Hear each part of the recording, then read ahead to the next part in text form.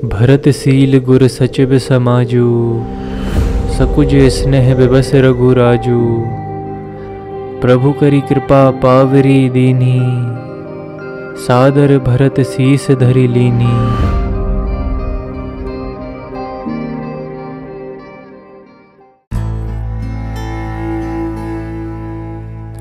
राजा दशरथ के स्वर्गवास के बाद भरत जी को उनके ननिहाल में संदेश भेजा जाता है। भरत जी के लौटने पर माता कैकेयी उन्हें सारा प्रसंग सुना देती हैं। भरत जी माता कैकेयी से पिता के मरण का कारण पूछते हैं। माता कैकेयी भरत जी को शुरू से अंत तक पूरी बात सुना देती हैं। अपने प्रिय भाई श्री राम का वनगमन सुनते ही भरत जी अपने पिता का मरण भूल गए।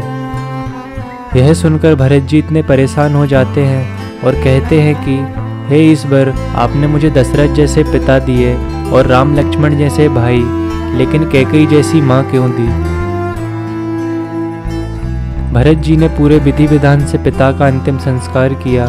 सभी रीतियाँ पूरी होने के बाद वशिष्ठ जी ने भरत जी से कहा कि राजा दशरथ ने राजपाट आपको दिया है, इसलिए आपको पिता के वचन का पालन करना चाहिए।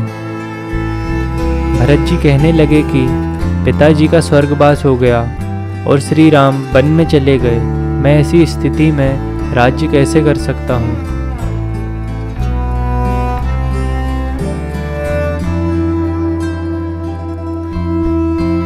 यदि आप सब गुरुदेव मुझे आज्ञा दे तो मैं श्री राम के पास चित्रकूट जाना चाहता हूँ। भरत जी ने श्री राम के पास जाने के लिए सारी तैयारियां कर दी और राज तिलक का सामान भी साथ ले जाने को कहा, ताकि गुरु वशिष्ठ श्री राम का राज तिलक कर सकें। भरत जी के साथ सभी लोग चित्रकूट की ओर चले गए। भरत जी जब श्रृंगवेरपुर पहुंचे तो वहां के राजा निषाद राज, जो कि श्री राम के मित्र हैं, जब उन्हें पता चला कि भरत जी अपनी सेना के साथ आए हैं तो उन्होंने सोचा कि शायद भरत श्री राम और लक्ष्मण को मारकर राज्य करना चाहते हैं। निषाद राज जब भरत जी से मिलने गए तो भरत जी ने उन्हें ऐसे गले लगा लिया मानो लक्ष्मण जी उनसे गले मिल रहे हों। निषाद राज ने सभी को गंगा पार उतारने की व्यवस्था करवा दी। निषाद राज ने भरत जी को उस पर्वत के दर्शन कराए जहां पर श्री राम निवास कर रहे हैं। श्री राम और लक्ष्मण जी को जब भरत जी का सेना सहित आने का समाचार मिला तो लक्ष्मण जी कहने लगे कि जरूर भरत के मन में कोई नीति चल रही होगी, तभी वह सेना सहित आया है। आप आज्ञा दे तो मैं सेना सहित उसे पराजित कर दूं। श्री राम कहते हैं कि लक्ष्मण, मैं सौगंध खाकर कहता हूं कि भरत के समान पवित्र भाई कोई नहीं है। भरत जी निषाद राज के संग श्री राम के आश्रम पहुंच गए। भरत जी को लगा कि मानो आश्रम में पहुंचते ही उनके सारे दुख दूर हो गए। भरत जी श्री राम को देखते ही उनके कमल चरणों में गिर गए। भरत जी को देखकर श्री राम को अपने शरीर की सुध नहीं रही। कहीं वस्त्र गिरे, कहीं धनुष, कहीं तरकस और तीर। श्री राम ने भरत जी को उठाकर हृदय से लगा लिया। श्री राम और भरत जी का मिलन देखकर वहां खड़े सभी लोग पुलकित हो गए।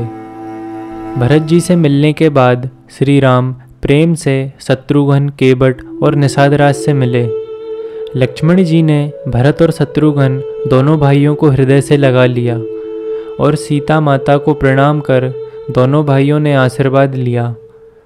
उसके बाद जब श्री राम को पता चला कि माताएं भी संग आई हैं तो वह सबसे पहले माता कैकेयी से मिले और उनको समझाया कि जो भी होता है ईश्वर की इच्छा से होता है और उनका संकोच दूर किया। उसके बाद श्री राम ने माता कौशल्या और माता सुमित्रा को प्रणाम किया। श्री राम, जानकी जी और लक्ष्मण जी अपने पिता दशरथ जी के स्वर्ग गमन की बात सुनकर विलाप करने लगते हैं। राम जी ने अगले दिन प्रातःकाल पिता के वेदों की रीति के अनुसार क्रिया की। उसके बाद गुरु वशिष्ठ श्री राम से कहते हैं कि आप अयोध्या लौट चलें। भरत जी श्री राम से कहते हैं कि राज तिलक का सारा सामान तैयार है। प्रभु, आप जैसी आज्ञा देंगे वैसा ही होगा। श्री राम भरत जी से कहने लगे कि तुम जानते हो कि इस समय मेरा कर्तव्य क्या है। तुमको भी अपने कर्तव्य का पालन करना चाहिए। श्री राम ने भरत जी से कहा कि इस समय मेरा और तुम्हारा कर्तव्य इसी में है कि हम दोनों भाई पिता की आज्ञा का पालन करें। तुम गुरु वशिष्ठ, माता और मंत्रियों की इच्छा मानकर राज्य और प्रजा की रक्षा करना। भरत जी प्रेम पूर्वक बोले कि आप मुझे कोई अवलंबन दें जिससे मैं 14 साल तक की अवधि निकाल सकूं। श्री राम ने भरत जी को अपनी खड़ाऊ दी। भरत जी के लिए खड़ाऊ ऐसी थी मानो उनके लिए वह सब कुछ है।